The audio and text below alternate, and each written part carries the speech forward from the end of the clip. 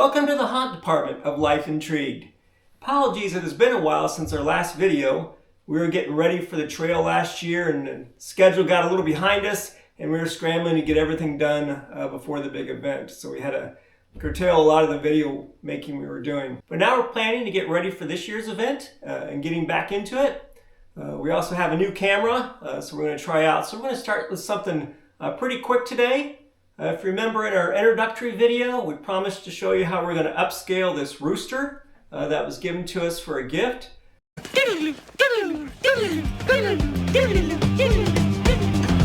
You're curious of how we're going to level up this chicken. Okay, it may be a rooster. So we're going to go ahead and show you what we did for this for last year's event. So the first thing we did is, if you notice, we went and cut out all the area between the ribs, if you can see that. So we just took a Dremel and cut out all those spacings between the rib cage. Fortunately, they brought those ribs together in the front, so we didn't lose any structural integrity when we cut all that out. But it opened up this middle part so we could put some lights into it.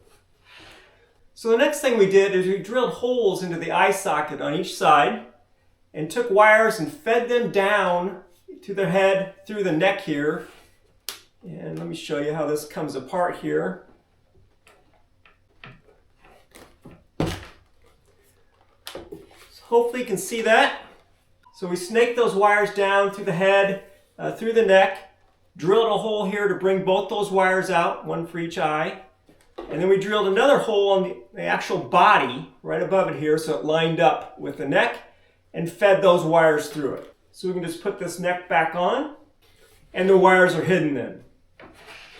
So next thing we did is we brought those wires together and we put an LED here in the front of the chest and one in the back just to give that whole cavity a nice red glow.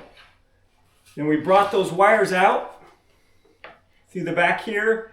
Now we could have unscrewed the leg and fed it all the way through the leg just to hide the wires, but we ended up putting it behind. So it was difficult to see. And then we put just zip ties, clear zip ties around that to keep it in place.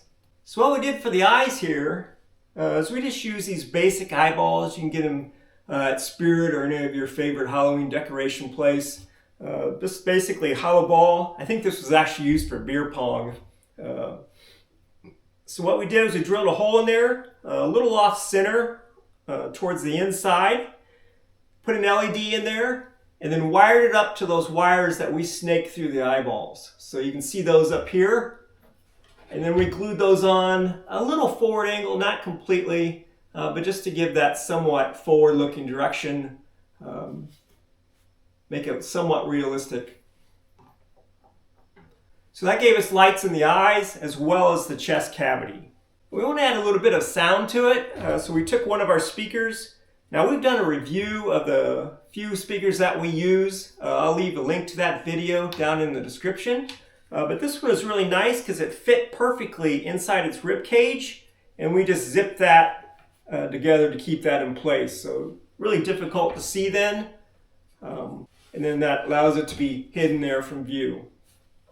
And then those wires for the speaker, we also brought out that same hole in the back and then paired it up with those wires that we had for the eyeballs. So both those wires are coming out. So we put J connectors on the ends of those two pairs of wires, one for the eye, one for the sound. So we can plug it in to our proprietary prop controllers. This is one of our sound controllers. Now they have a PIR for their trigger and just a button on the other side to turn it on. And then we can put the speaker in, and then any signal that we want to control. In this case, it's going to be the eyes. So let me put that one in. So we can't use any of the default motion detectors or the sound detectors that come with a lot of these props because we are out in the woods. And there's a lot of leaves moving back and forth and a lot of ambient sound from all the other effects that we have going on. So basically these are PIR driven. You can see that on the front. And then anything then that crosses that PIR will trigger our props. Again, we're going to have a video probably later on that shows how we make these. But for now, I just want to go ahead and turn this on and show you how it works. So now these will put a stake in here, put it in the ground, be able to point that in any direction that we want to cause the trigger of the prop. So for right now, I'm just going to wave in front of this.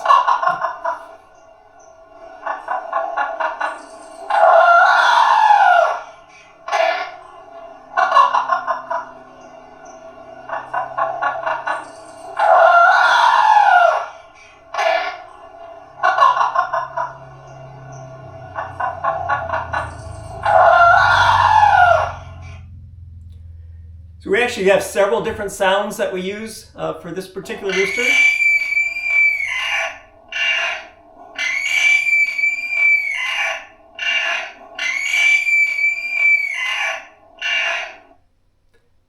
And basically we took a number of different rooster calls that we found online, tweaked those with Audacity to give them a more spookier effect, and it just cycles through all those different sound packs that we have.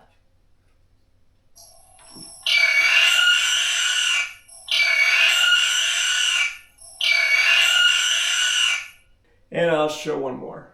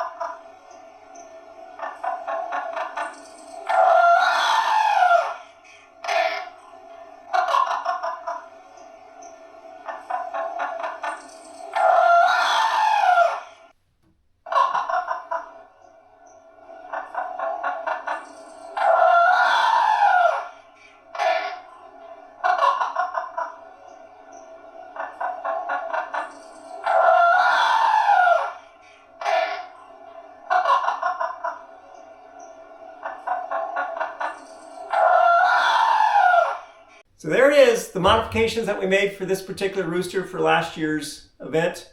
We may add a couple more features to this for this year's. We're still figuring out what we want to do.